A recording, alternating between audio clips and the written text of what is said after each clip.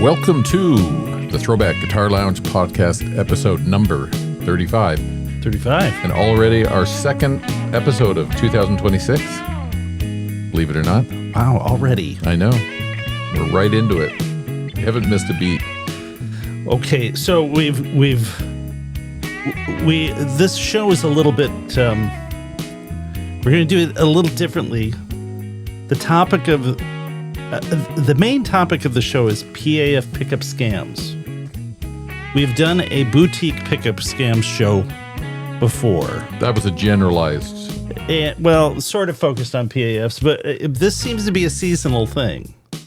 And we thought it makes sense to have, since it is the season of P.A.F. pickup scams, and there seems to be a certain structure to these scams that we will talk about it. So that's coming up in the show, P.A.F. pickup scams. We hope this helps out this will the be audience. A deep dive into the whole deep phenomenon. dive into P.A.F. pickup scams. It unfortunately seems to be a real thing. Okay. There's a history. We'll cover that. We'll cover that after the ThroBak Mailbox. We do have, well, let's fade the music up there a little bit. We do have a ThroBak Mailbox item that I have handed you, Matthew, that was a viewer comment that I deleted. Let's hear it. Well, tell you what. Maybe should I read this with no sarcasm or just? No. This is the real deal. Okay, here it is. The viewer comment. Hold on. I got to push the button for the mailbox. So everyone knows. Get the graphics all going properly. There we go. John Gundry, just yourself. John Gundry. Okay, keep going. Is a very smart man. The setup's right there. I embellished a little bit. I put very in there. Oh, he surely knows that the I gotta watch out now. I'm a smart man. Very smart. He surely knows that the winding patterns of the vintage coil winding machines ThroBak uses can be duplicated by modern CNC coil winders. We have used our CNC winding winders, I guess, to duplicate coils for vintage pickup repairs. It's not rocket science. Yes. Yeah. Okay. So you. Well, I deleted it because it's obviously an ad for someone else who's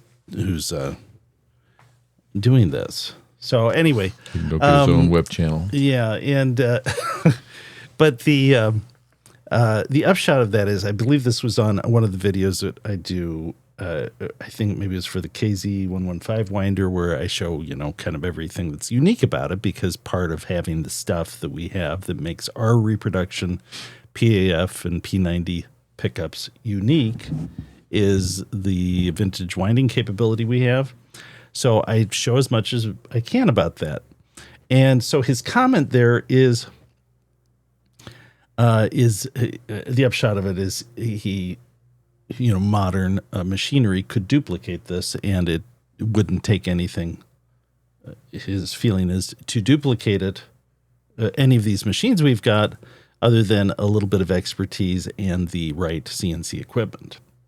The problem with this is it's actually not true. You can't do that without physically having the machine here in hand if you've got the CNC machine and you want to take dial indicator readings for a stepper motor to program into the machine. And last time I checked, we're not letting people in to do that. So the answer is you actually can't duplicate it. And you can't even duplicate it with the same, you can't duplicate it as far as the machines that we have that actually have the fixtures still from Gibson on them, because those fixtures actually affect the winding pattern of it. So it's not enough to kind of know the mechanics of the machine. You have to know in the case of the machines we have the fixtures for, you actually have to know how those fixtures limit the wire, which they do. So those are the unknowables that are impossible to figure into a CNC winding setup unless we invite you over to do that. And we're not going to do that. We're not going to do that. No. Now, what if you had a vintage coil and you sacrificed that coil? Could you figure it out, the winding pattern? Okay, the things you can figure out from sacrificing a coil is you can figure out the wire pitch. Okay. which is the turn per layer. You can also have some degree of sort of, you can kind of interpolate whether or not how well aligned the wire guide was from that. But as far as what the shape of the cam was, you're not going to know that. Well, one of the machines we have actually has a non-lobed cam, which is part of this. Part of the distributing the wire that you wouldn't know until you actually see the non-lobed cam, know the size of it, all of that. I probably gave too much away to say one of them was a non-lobed cam, but I've said that before. The other is the distance of the wire guides to the bobbin has a real impact on how the coil builds, and also how it's tensioned, at what points it's tensioned, how many times it's tensioned before it's distributed onto the coil. All of these things have an impact on how the wire lays down on the bobbin and the resulting tone of the pickup. Even whether or not the wire guide is a simple sort of push-pull guide, or if it runs off of a pulley. These things seem like small differences, but in the context of the machine, they actually add up to a fairly big difference potentially in how accurately or consistently the wire is distributed on the coil. And again, those are the things you won't know unless you have the machine present. And you won't be able to duplicate that without that info. So basically what you're saying is, unless ThroBak relocates in the next 4 years to New York City, you won't be sharing that information. No, I don't think. I mean, even if I relocate to New York City, why would I share that? Well, the mayor there has said that's right. Because he has a different idea about collective equity. I see. I would be required to. It would be the people's. It would be the people's information at that point. They would have to share it, and then I see. Okay. The idea that everybody be making pickups in the streets. That's right. That's right. Yeah. Anyway, that is why that statement on the face of it sounds good, but actually in practical terms doesn't and will not happen. And that's that. That's that. Okay. Hang on, before you leave, I think maybe we should cover this because this will be old news by next week. So 2 days ago, Fender announced that they have got a new CEO. Yes. Edward Bud Cole, Bud being the nickname, I guess, will assume a sort of a sub-role on next Friday, I guess the 16th, and then will take over the full CEO title on February 16th. Okay. So that's kind of big industry news. Yes, and you said that his role was in sort of the Asian Japanese market prior to this at Fender. He was the head of the Asian wing of Fender for the last 10 years. I've never heard of him before, but he's had a pretty important role, and they've done some interesting things over in Japan. The biggest being, I guess, the flagship store in Tokyo. Mm-hmm. And then I think some of the more interesting kind of guitars have come out of Japan, and the American market has brought some of those in on sort of limited basis. Mm-hmm. So it'll be interesting. He's kind of about honoring the past, but innovation and sort of moving Fender forward as well. So, okay, that is interesting news, Matthew. But we got bigger fish to fry. We have to go on to the P.A.F. pickup scams. Okay, so we don't know how for the preparation for this show, I wrote a list of the I'll read it off here. The anatomy of a scam, a P.A.F. pickup scam, and how to avoid P.A.F. pickup scams. And I don't know how long it's going to take us to get through all this, because when we really started thinking about it, it's kind of what's interestingly complex scenario that keeps playing itself over and over and over again, that ends up with customers. Well, I guess they never got their stuff, so I guess they're customers of some people. But this is meant to not to kind of call anybody out specifically. My feeling is that there is enough room in the pickup making universe for everybody to do well with it. But there is a pattern of P.A.F. pickup scams that repeats itself over and over. And I can think of about 8 to 10 times it's happened within my memory of this. And I'm sure I do not have all of the instances in my brain as to when this really happened, because or how many times this has happened. But so this is a Matthew. We discussed the show, you thought we were trying to, how do we present this in a way that is helpful and to the customers, and customers that either may have already been duped by one of these scams or need to listen carefully in a soothing manner.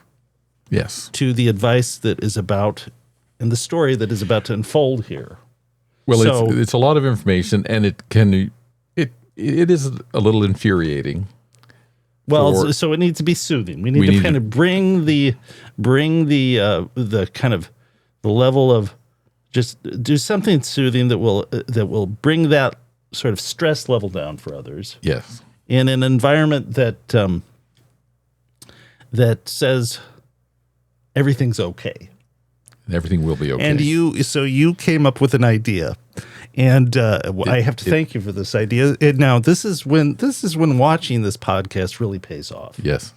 We have, Matthew, you have the ThroBak. The ThroBak is going to be a ThroBak fireside chat about P.A.F. pickup scams. Yes. So we have a hot button issue, but we're going to do it in a way. This is now right here. We've turned the amp cam into. And we've got Rosie. The fireside chat cam. Rosie is the ThroBak mascot and friendly dog here. We've got a dog, but dangerously close to the flames there. Okay. Matthew, you're done warming your hands by the fire there. And good doggy.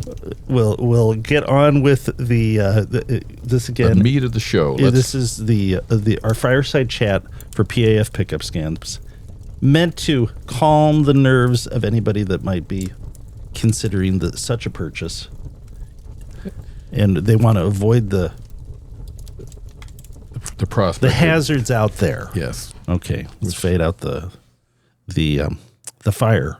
But it's over there when we need it. Yes. Along with that faithful golden retriever you've brought in. Okay. Okay, we're going to start with the history of guitar scams, and we're going to talk about why scams are part of guitar culture. Yes. So they're so common. I would say that it's the guitar scam is practically a feature of guitar culture at this point. Because they seem to be associated with people's desirability to get the nicest, closest thing to a vintage guitar that they may not be able to afford. In fact, the vintage guitars themselves are prone to scams, particularly Fender guitars seem to be, because they're modular. Mm-hmm. So yes, it's part of the guitar culture. The scam aspect of it. So you really pays to be educated about like how to spot the scam in the works. And there seems to be a specific structure with a P.A.F. pickup scam. All right, next now, point. Why are these similar to these kind of scams? Similar to what you find in the classic car culture? Well, I think it's because they're both. You both have this scarcity, but this deep desire to have them. Right. And but then you also have the pricing being way out of whack in terms of what is affordable. So maybe there was a time. Well, there was a time when I was in high school that it would have been a ton of money for me, but it would have been a reasonable possibility if I, could produce the money to get a burst. In fact, I called a place in New York that had a really crappy one, and I think it was like $5,000. And he told me on the phone, he said, it was in Vintage Guitar Magazine. He told me on the phone, he said, "Oh, you want to know that one? It's all beat up."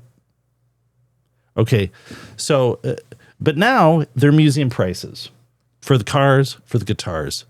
But you still have this deep desire to get the closest thing to it. Thus, this is where the potential scam happens. And again, we're not singling anybody out with this. This has happened repeatedly in the P.A.F. pickup realm. And it seems to follow the same pattern. And again, no, well, when we're talking about price, let's just go quickly here to, I got a reverb listing up here. This is a 1959 double white humbucker, $11,995. This appears to be the real thing, from what I could tell from the brief look at I had these photos, but it's not even the most desirable. It doesn't have the covers. It is double white, which is very desirable, but it doesn't have the covers, and it has gold pull screws. If this were nickel, never had the covers off, and double white, I think it'd easily be 15 grand, maybe more. So if you had a burst and you had to make it whole, this would make sense. But if you have like a Murphy Lab and you want to have something that's as close to a burst as possible, and this is what you're presented with, you're probably like, well, I think I have to get a really good repro. Have you seen these prices come down, or are they hitting new highs every time you see them? You know, we had maybe 3 years ago, a guy said called us and said he had recently spent 11 grand on a pair of P.A.Fs. So I don't know. Maybe they've kind of topped out. I don't know. It's hard to say because they don't really come up a lot for sale. In fact, along the scam lines, I could probably go through Reverb right now and find other people listing supposed vintage P.A.F. pickups that are fake. So the scam thing is a rampant thing, but it can apply to parts. It can apply to guitars. It can apply to sending your guitar in to get the neck reset. It can apply to sending your guitar to get finished. But there's lots of people out there that do a great job with this and are totally on the up and up. But you have a percentage of bad actors out there that end up scamming customers. And these are the warning signs that we're going to lay out here. Right. Okay. Matthew, can you take one point by point here? So we have also, it says here, impact of scams. The reason we even bring this up is not only it impacts customers, potential customers, but it sours them from the good sellers out there that aren't scamming. So, it's a bit infuriating for places like ThroBak and other, as well as the customer who's been scammed. So hopefully this will help people out. Okay, Matthew, let's rock it through these. It's an important story. Okay, we're going to jump. Let's go to the anatomy. The anatomy of a P.A.F. scam. Okay, so number one, the best thing since sliced bread. The best thing since sliced bread. Yes. So one of the prerequisites for the P.A.F. scam to watch out for in the trajectory of the P.A.F. scam is that it starts out as these pickups, these reproductions are the best thing since sliced bread. Now, you could say, well, that could apply to any P.A.F. reproduction that's any good. And that is true. There was, we would like to think that we are the best. The ThroBak P.A.F. repros are the best things since sliced bread.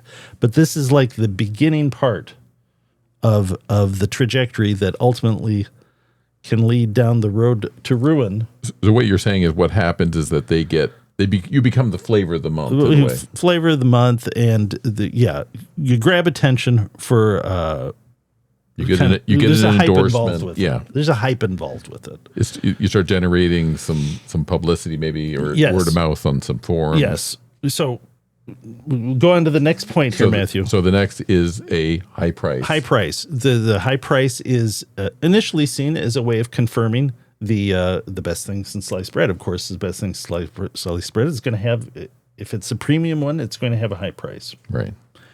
And I guess this kind of plays into the scarcity aspect that already makes the vintage ones so desirable. The next thing that follows is you get guitar form shills. Yes. Now, what is a guitar form shill? Three guitar form shills. So you have a small, very devoted, very early on, very vocal fan people on guitars, and they're very often suspiciously fast in their enthusiasm with your first hearing of the brand. Okay. So based upon past performance with these things, sometimes it comes out that these are people that were given products in order to talk them up. Thus, the shill label that some of these guys get. Okay. Then you get real testimonials. Yeah. So followed by the shill, you actually have some people that get what they've ordered, and legitimate testimonials. Singing the praises of the pickup. So it gives it's like, this is sort of the honeymoon phase, where you have people getting orders. They've ordered something, they've gotten it. They're happy. They say online they're happy with it. They start posting about what they think of it. Yeah. Okay. The next comes the grandiose claims of specs and secrets. Yes. So the next part of that is that the could be shills. It could even be the people that are making the products. They'll have claims that there's some secret thing they're doing, or they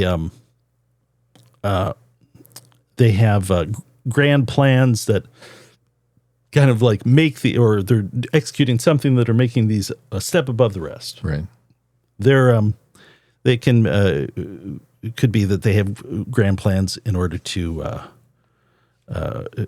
expand their business, or they're very, very busy. And the very, very, but this happens very quickly. Right. So then we get our first warning sign, probably in the P.A.F. pickup scam: the prepayment required instead of a wait list. Oh, okay. So yes, to follow up with this grandiose claim of that we're just so busy with these, is that they require prepayment up front for something that has a delivery date that is to be determined, or is more appropriate for a waiting list. And the distinction between a prepayment and waiting list is: a waiting list would be, I take your name and I call you when they're ready. We have, and then when they're ready, I will send you a PayPal invoice or take payment over the phone. So there's people like Tom Holmes that do that. These are people that have a real demand. They don't take prepayment, but they have a wait list. That the guy that does Analog Man, the Tone King pedal, or King of Tone pedal, they have a real demand. But when you have a real demand like that outstrips what you're able to supply, the way to do it is not prepayment. It is a waiting list by which people will be notified when their number line comes up. So beware of the prepayment required. In fact, if even with the wait list, my feeling of it is often,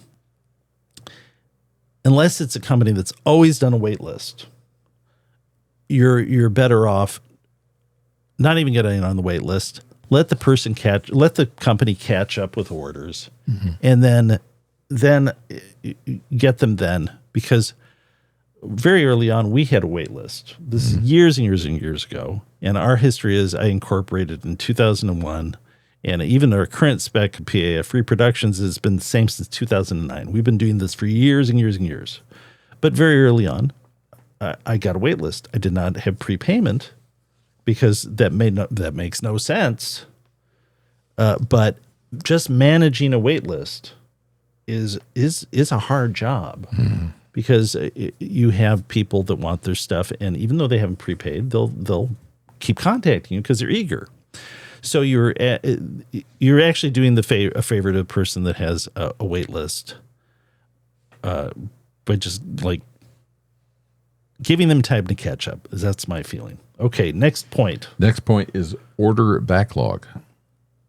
Okay, so yes, so people will. The next phase of this is prepayment, and then order backlog creates an ever-growing delay in delivery of finished pickups, P.A.F. pickups. So it just compounds. It compounds, and on the face of it, you will often hear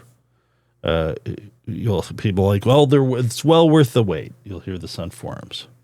This is another common part of it. The compounded wait and delay seems to feed upon a little bit upon the desirability for some. But again, this is a warning sign of how this stuff plays out. It's happened over and over and over again. Okay, there's more. The next step is the apologetic customer complaint. Okay, yeah. This is very specific. Yeah, so it happens over and over. Hey, I really like, I know I've heard great things about Mr. X's P.A.F. repros.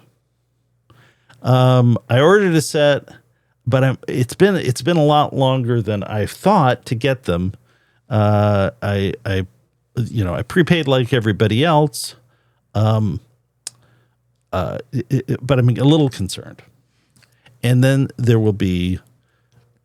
It's the next one in the step in the scam is the reassuring post by the shill. Yes. So then the shill, the people with the history of shilling will say, "Oh, it's well worth the wait. Rest assured, you'll get your pickups." This is what happens when the Mr. X is so overloaded with orders because they're so desirable. But you're gonna be thrilled when you get them. Mr. X would never do you wrong. Now, it may not need to be said, but all of this communication is happening on forums. Yeah, this happens on forums. So this is a part of it, is that you it feeds this sort of frenzy for them feeds upon itself. It's like part of it is part of what's going on here is actually advertising for some people, in the sense that it's kind of I think there's a certain kind of customer that really wants to have something unique, and the harder it is to get it, the more desirable it becomes to them. This for a while, this pushes all those buttons for those people. Right. And but okay, go on to the next one. So after the reassuring post by the shill, we get the seller explaining delays are due to unforeseen circumstances. That's right. Yes. So the next phase is there's the seller. There may be another complaint, and the seller says, hey, sorry guys, I'm Mr. X. Could be Mrs. X, Ms. X too. I don't want to exclude it, but it seems to always be guys. I'm short on this part. I got something else going on that's taking me away from making these. But rest assured, everybody's going to get their stuff, and I'm on the verge of getting this sorted out, getting all caught up, and yes. Then this is followed again by more reassuring posts. Then there will be more reassuring posts by shills like, and Mr. X would not do you wrong. Really, honestly, everybody, Mr. X is having some challenges. Yeah, but I've talked to Mr. X. Mr. X is really working. Has everybody's concerns in mind, and is working hard to get everybody what they paid for in as quick as possible. Don't worry a bit. This is then followed by the first real crack you start to see in the P.A.F. scam. The seller has a large back order of prepaid orders, but starts selling in-stock pickups for immediate shipping available on Reverb, eBay, Yes. Facebook Marketplace. Yes. So and to the warning signs with this are, it's like the boiling of the frog. These are all warning signs that every one of these is a warning sign that something's not right. They're incremental. They're incremental, and but at this point, what is the one out? It's but this obviously doesn't add up. Right. You have a high dollar item that multiple people have prepaid for, and the seller is unable to deliver the item, yet they become available sometimes at significantly increased prices from the seller on selling platforms where they claim they're in stock for immediate shipment. So the underlying sort of message of this is you people that prepaid are now financing this. And these aren't by resellers. This is by the person. This is by the maker, whoever the maker is. Right. Mr. X, Ms. X, whoever. So then the next step is that this is followed up by the seller tells the public, the people waiting, that he has great plans for the future. That's right. Great plans for the future. So the great plans could be, it could be anything. It could be there's some item of equipment, some new part, employees to be hired, something. But it's something that's, he's on the Mr. X is on the cusp of, and that will be the thing that Mr. X has been waiting for in order to make everything run better than ever.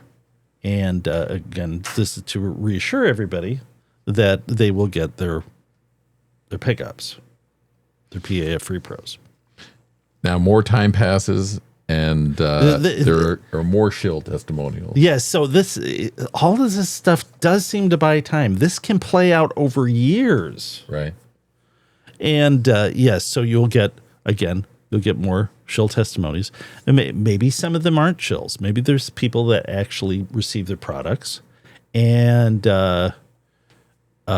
actually suspiciously, and this plays out later, some of them I suspect sometimes are people that have received their products, reordered, and are in the same boat of delay as everybody else, and they want to play nice because they want to make sure they get their stuff. Right. So there is the undertone of all of this too is the seller is saying your orders are top of mind for me. Yet the reality that's going through the mind of the buyer is that how could that be? It's been a year now, and you're selling these directly through some other platform is in stock.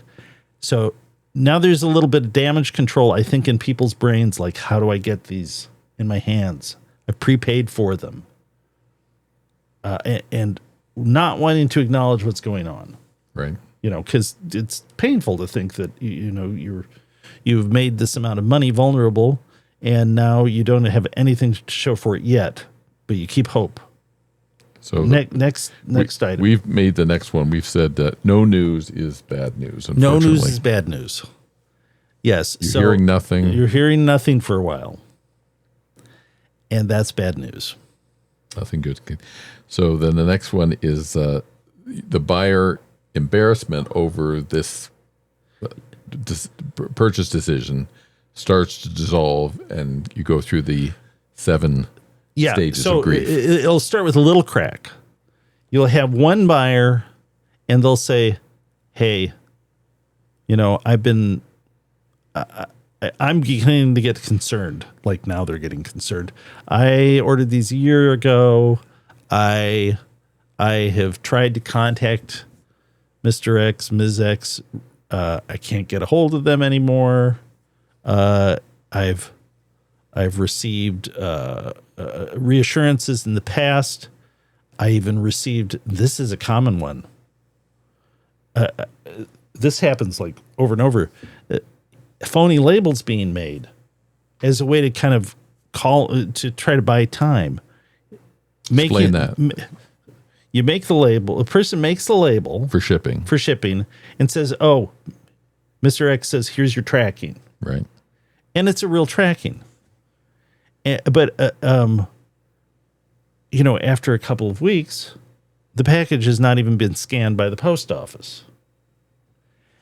And then the question is obviously, where's the package? Well, it's radio silence, right, from Mr. X or Ms. X. And then you contact say USPS, and then they tell you we never received the package. So it was never scanned. So the label's created, but the package never turned over to the post office. Yeah. So you have a buyer that's like, it's to them, they're now resigned. They're on the verge of being resigned that something bad is going on, and they're kind of looking for some reassuring, given the amount of time that's passing, some reassurance that people who have been waiting a year are getting their stuff. Mm-hmm. So there'll be a post on a forum that would say something like, I'm beginning to get concerned. I have ordered these a year ago.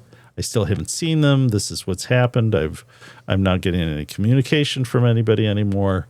And then someone will say, well, I've been waiting for mine for 3 years, 2.5 years, 2 years, and I've given up on it.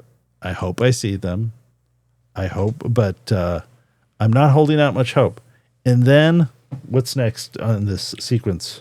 Well, I think maybe we should just take a moment. Did we go to the go to have this is stressing people out probably enough that we need to have a little. This stuff really happens. I can just rub Rosie's head and we can all just take a deep breath. I mean, for a second. My memory goes back to this sort of thing happening before 2009, when we long before.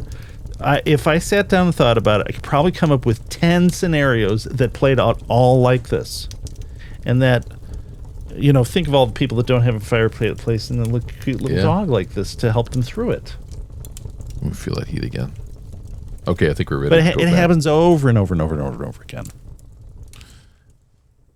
Okay, so what's next in the scam anatomy? So we're getting near the end, but the truth now is exposed, and buyers who have been let out to dry, some for over a year, maybe longer, come out of the woodwork with unshipped orders from 1 to 3 years prior. And the way it's a lot too is it happens all of a sudden. That because you're only seeing like that one guy, it's a breaking point where psychologically for the people that have been waiting. So this is like a customer breaks down, basically says, I'm really concerned. And then another one says, yeah, well, I'm really concerned too. I've been waiting 1.5 years. And then another one says, well, I've gotten some stuff from Mr. X before. I've been waiting like 1.5 years also, but I really like the first ones, and the next ones, I still haven't seen though. So I'm really concerned. And then someone says, well, you think that's a long time? I've been waiting 2.5 years. And then it's like, then everybody comes out of the woodwork that's on that forum. Now, think of the people that aren't on the forum who haven't gotten their stuff. And there's like the tone changes very quickly with this sort of thing. So, but it is like it's almost some sort of,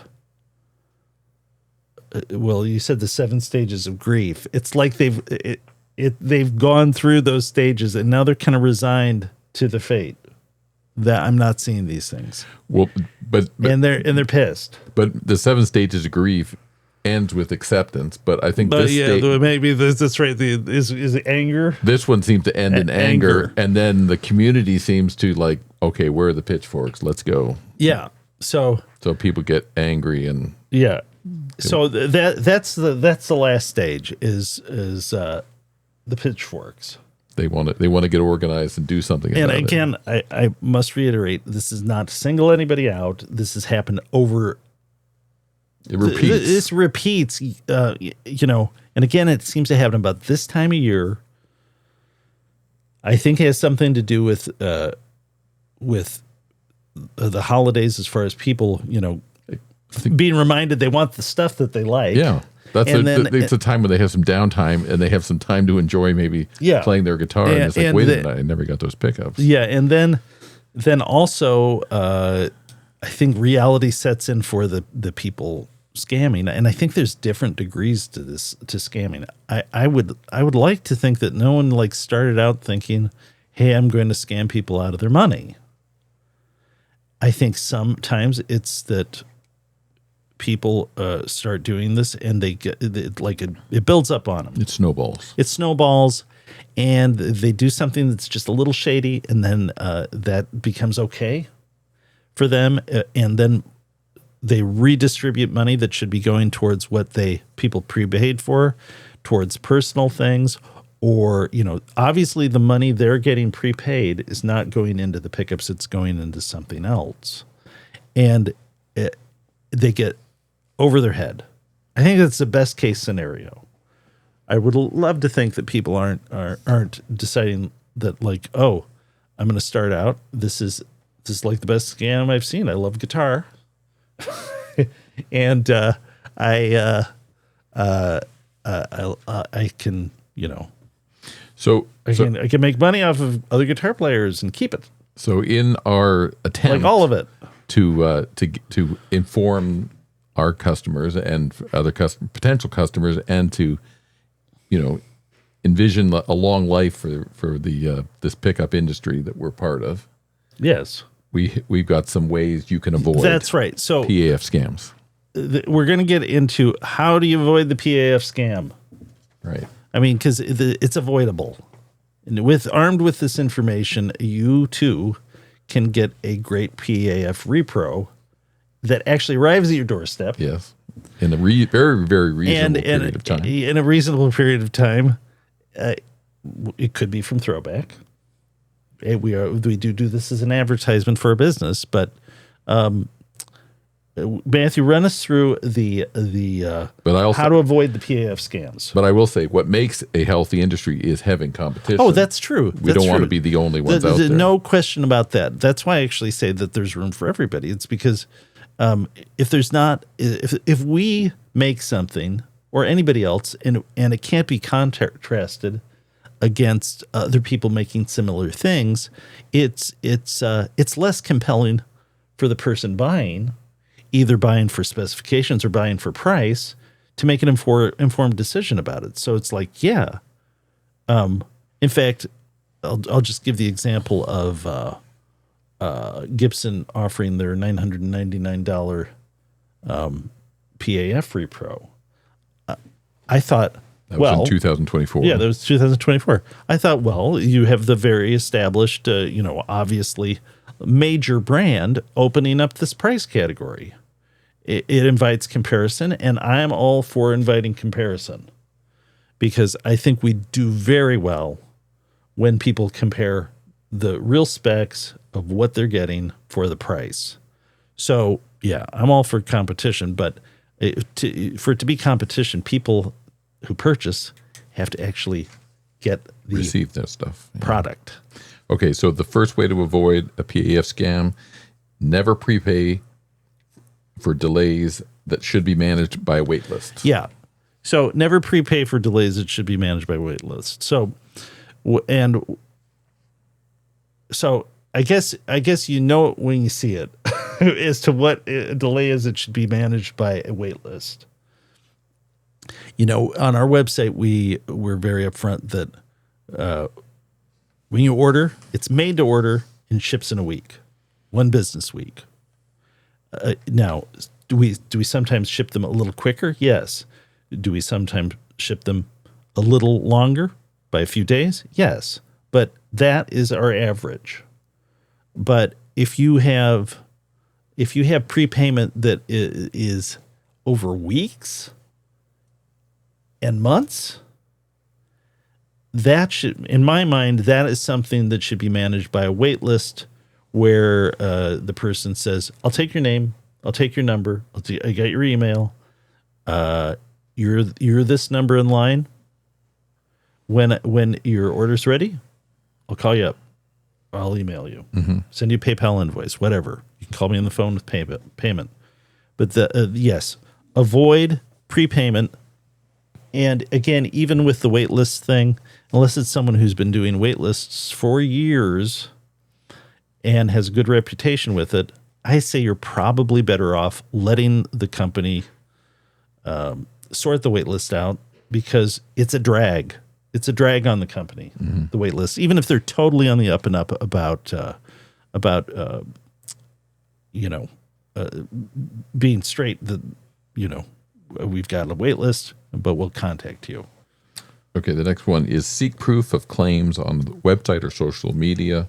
Look for work being done, orders being shipped, etc. Yes. So if you have claims like we're busier than ever, and they have a social media presence, and they have shop videos, there should be some evidence of this. Lack of this evidence, the grandiose claim would be like, we're making tons of money with this, and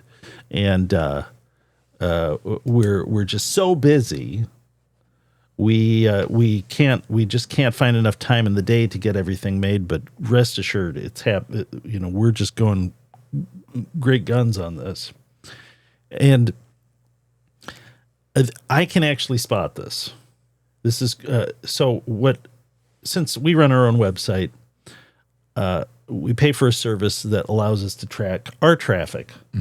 So we can know like what's effective in generating site traffic and what's not. So, I mean, this is one reason we stopped doing print ads and started doing things like this, is the print ads the world has changed. And social media and this sort of YouTube and podcasts is way more effective at driving traffic. So anyway, we pay for a service to check our traffic, and roughly that correlates to sales. Part of the service also allows us to track any website that we type into the little search box, and the people that have that make these grandiose claims, I can tell when they're grandiose because they don't have corresponding web traffic that would equate to increased sales. So you can't have web traffic going down and be claiming that sales are growing or better than ever. And so, I mean, that's not something that the average person can do, but I see this happen enough that the red flags we spot quicker than the public. But if you don't have that capability, you could just does it add up that you're so busy with kind of what their presence is on social media, right? YouTube. Yeah. So the other things you could do is you can look at their number of YouTube views. Yeah, look at views, things like that. Yeah. Facebook friends, eBay and Reverb traffic, feedback. Yeah, rather. That's right. If is there lots of feedback on eBay or Reverb if they're selling that on there? If there's a track record of real sales with this stuff, it should be. You should be able to figure out if it's real or phony. The next one is differences of assembled in America and USA made. Ask for specifics. Claims can easily be backed up if they're real. Yes. So we mentioned this because part of charging a premium price is that it's super expensive to do USA made. USA made. Have our own parts stamped in the U.S., have our own parts molded in the U.S., have our magnets actually cast and formulated in the U.S. If that claim's being made, we do everything that we can to show it. Like we've shown boxes from Arnold and Thomas and Skinner on this show. because those are the only two places that make them in the U.S. There's places that will grind and recast overseas material that's not USA made. That is USA reworked. The old formulations that we can still get are Arnold, Thomas & Skinner, used to be Permanent Magnet. We had our melt record sent from Permanent Magnet to Arnold because they had a relationship to do that. So we can still get those. But it's not a mystery that those are the two left. And anybody making a claim, I would question if they're not backing it up. Because the cost in order to do all these USA-made parts is so high, you want to advertise it. Right. And you want to advertise it convincingly. So, I mentioned that specifically because that is often a way people, that's often a claim people use to charge a premium price. And so if that's part of the claim, it's not hard to back it up. Right. So the next one is buy from sellers that have established a track record over many years. Yes. Yeah. So if you have, this is not hard to do. No. Fralin, Lawler, even smaller makers like Wolftone, very sort of waitlist people like Tom Holmes, Don Mayer. These guys have a long history of making stuff that people got what they paid for. It's not hard to find. But if you now again, it's maybe not fair to the new guy starting out that you have to have that, there is something to be said for having a history. Everybody had to start out somewhere. ThroBak's no exception. But if you're starting out at the top tier of the price and you have no history, and again, it's not. Now, I don't think one of these things is something that maybe should be would confirm or call into question somebody, but you have to look at these in total, and they're red flags. And one of the red flags is no history. Now the person is, or the company is, all of a sudden near the top of the price tier. Yeah, that's the next one. Beware of the self-proclaimed expert that comes out of nowhere. Yeah. Now, again, at one point, I was a self-proclaimed expert that came out of nowhere. So it might not be fair for me to say this, but it does take time to establish something, and it's just something it's just one of the things to be aware of. Well, that's the hard part. When you're kind of taking it all in total to decide. Well, that's the hard part about, running any small business or a business. You've got to prove yourself every day. You can't. Well, that's what's so frustrating about a scam is that, it flies in the face of all of that. Well, it flies into, we sell something very expensive. Customers rightly want to be reassured as to what they're getting. We get calls, we get emails. They want to know specifics about what we make. All of this stuff is totally reasonable. But if you throw into that someone who might not be familiar with our brand has a bad experience with someone that scammed them, that person may not ever even approach us. Mm-hmm. Or if they do, they're going to approach us with a level of skepticism that results in like, oh, I ordered something and I haven't heard back. And maybe I'll email back and say, well, check your spam filter, right? And they might have thought, oh yeah, it could be in the spam filter without this prior experience. It makes people gun shy.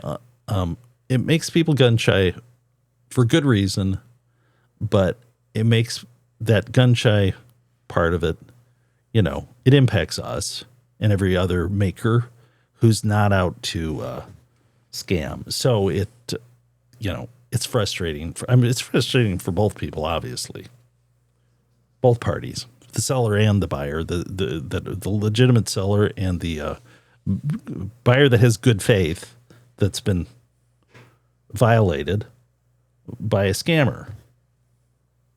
Okay, have we exhausted the pickup scam? Is there more? The only one you covered it before, but the last one was don't really get involved in a wait list, and if a company has a wait list, just let it get resolved. The wait lists are... Again, the wait list thing. If there's a few people that's just the way they do it, and I think that's one thing.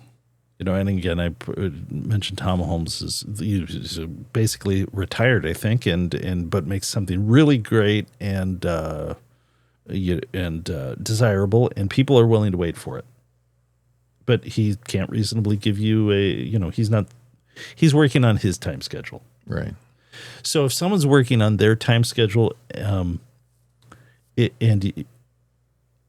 that's one thing. But if it's someplace that wasn't working on, didn't have a wait list, and now they do, it's a bit of a warning sign.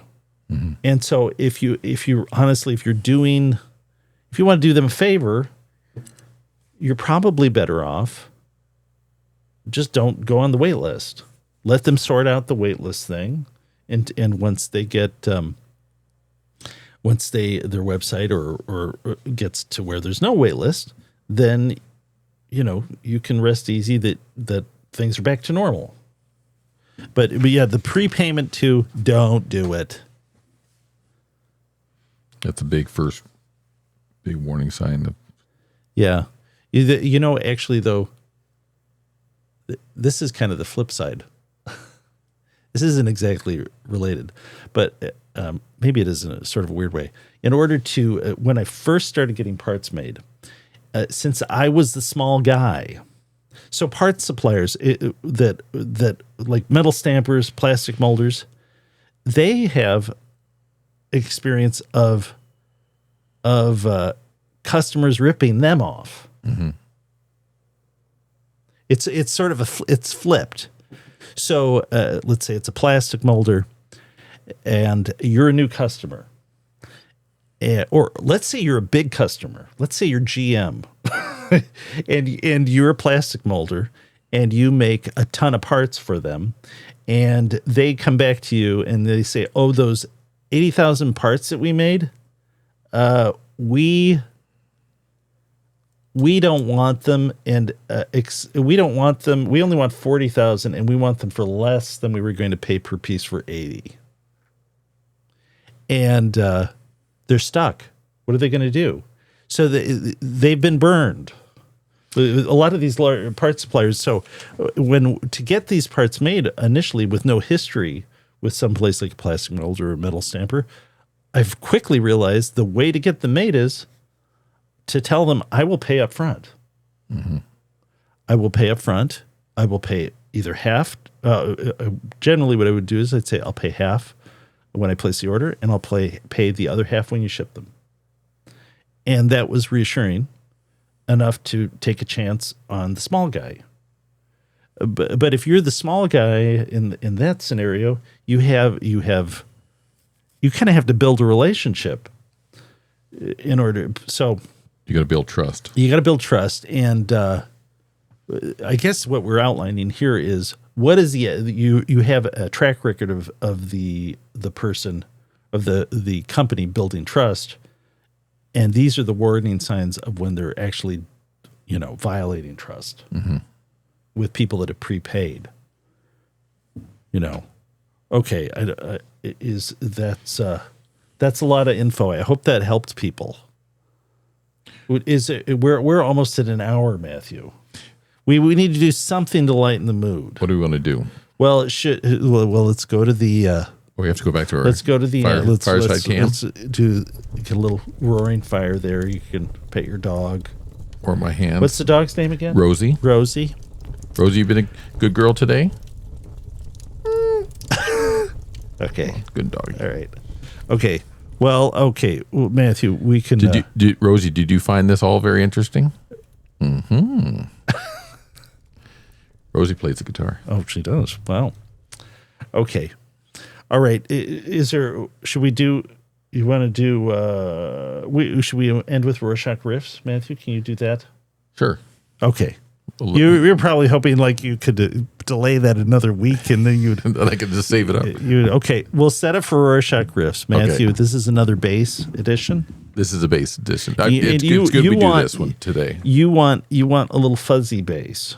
You told me, so I'm going to try to set up some distortion. Is that what you wanted? Or no? Yeah. I got a pedal here. I don't know. We'll see if we can set that a little up. bit of distortion. Okay, let's go on to Rorschach. Nice. We'll be right back while we set that up. All right, Matthew, we're back for the Rorschach Riffs, and we have a fuzzier tone at the ready if you need it. I've got my notepad here. Hold on. Okay. All right. So the Rorschach Riffs again will be four. They'll be fairly. I think you should be able to get them. There won't be tiny little segments. There'll be enough to. I think you'll be able to figure it out. Let's. But it's going to be on the bass again. You can see our Epiphone. Okay. Our very rare Epiphone. Are these? What's this model called again? It's the Newport. Is it Newport Deluxe? 63 Newport Deluxe. Or is it Newport Custom? Someone will correct me. It's a pretty fancy bass. I think it's a Newport Deluxe because it's got the mudbucker and the mini humbucker. Mini humbucker, the Firebird. Short scale. Really cool. Okay, so how many you got? This is four riffs. Four riffs, bass for all to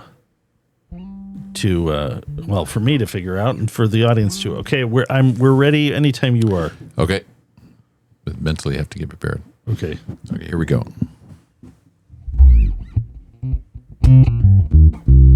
Oh, okay. Okay.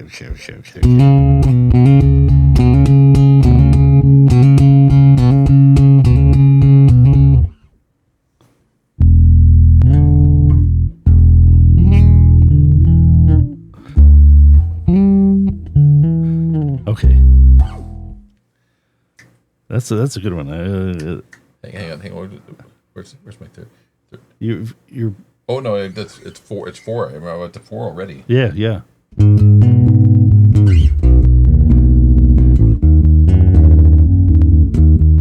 Oh, okay. Okay, I know that. Do you need to hear again? Do you need to hear any again? Two I do not know. Okay, so this was a little well. They played this. Does this need to be fuzzy? This should be fuzzy, maybe. Okay, hold on. Let's hear it. You just want to hear number two? Yeah, let's make sure you're not going crazy here with the fuzz. Wow.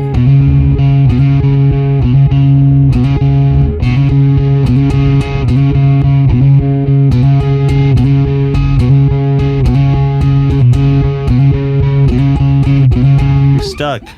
It just repeats like that at the beginning. Okay. I have a suspicion as to who it is. And they were playing it, actually. It was coming through the walls this afternoon. Well, really? They played it upstairs. There's a guy above us who has a sound studio or does music production and things. But he was playing. I said, oh my God. Okay. Let's go through all of them again. Here, I think I know all but the second one. I think I suspect I know. I'll play, if you want to hit that after the first one, because I'll play that second. Okay, all right. Then I'll hit that. All right.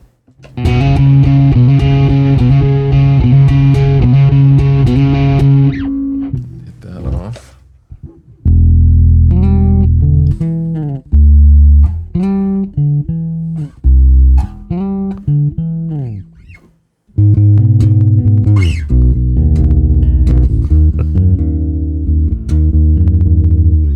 Okay. Play the second one more time. The whole thing or the first? Just a second. Just the second one? Yeah.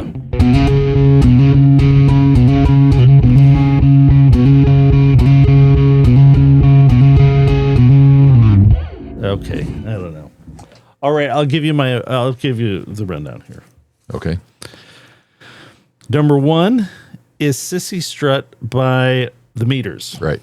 Perfect. Number 2, I don't know, but I suspect it's Black Sabbath. It's a somebody who was in Black Sabbath and then had a solo career. Oh, it's Ozzy Osbourne. Right. Okay. And it was a title track. I think it was a title track from that record. I think late 80s. Wait.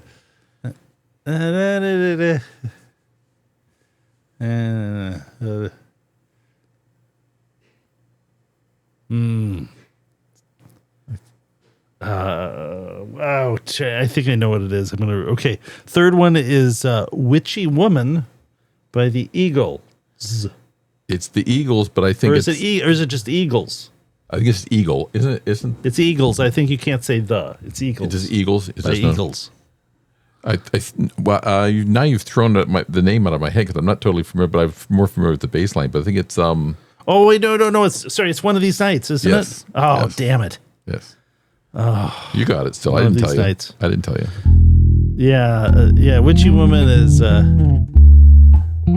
actually interesting.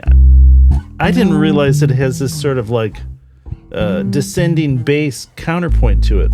It goes doo doo doo because I recognize a doo doo doo. Yeah, and there's something going on with the guitar too that it goes. It's a little thing in the back, but it is kind of a little. It is a neat little riff, but it's only. I wondered if the guitar was doing that. No, I'm pretty sure. Well, I think it's the bass. Maybe okay. I think it's the bass. Okay. The fourth one is New Year's Day by U2. I thought that was appropriate. Okay. This time of year. All right. What is Witchy Woman? Yeah, I didn't know that. So listen to it again. Okay, the second one. Okay,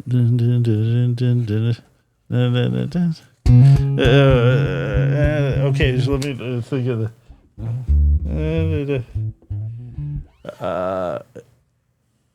I can hear the guitar part. I think I know the song. I recognize I'm trying to think of the chorus. It's not Bark at the Moon, is it? No. It's much later. Yeah.